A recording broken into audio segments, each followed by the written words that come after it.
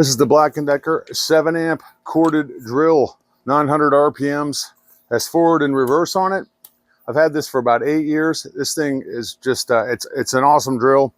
It's got a little handle that comes with it. You can move around so you can get a little extra grip when you're digging in there. 2-prong cord. It's about 5 foot long. The handles, rubber, get a good decent grip on here. I like that.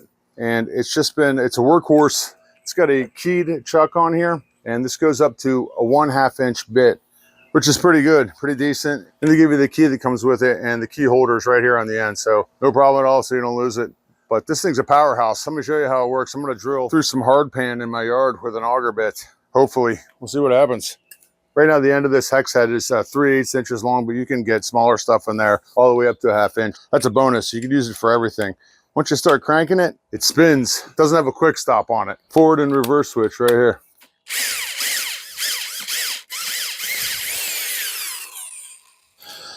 I'm digging through clay right here, and it's grabbing this bit, so you gotta be gentle.